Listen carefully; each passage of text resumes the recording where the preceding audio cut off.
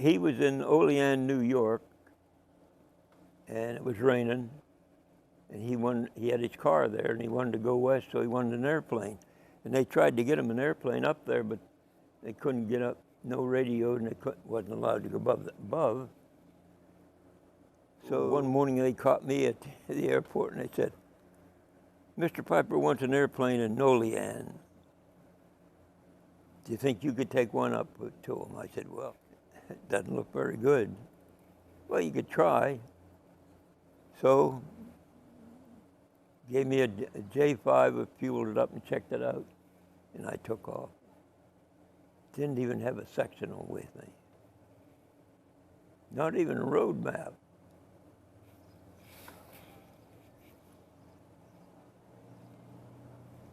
And the farther I went, the lower I got.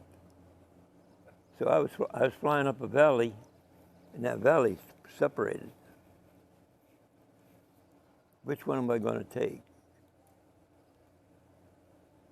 I took the right one, but it was the wrong one.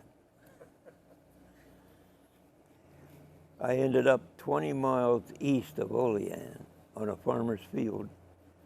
So I took off from the farm and flew to the airport when Mr. Piper was waiting. He was standing on the porch. There was a porch on that airport, I remember. He said, "You have a little trouble?" I said, "Yeah, a little bit." So we was gassing up the airplane, and I said, "I hope your car's full of gas," because I was to drive it back to Lock Haven. And he says, "Yeah, why?" I said, "I've only got a quarter in my pocket."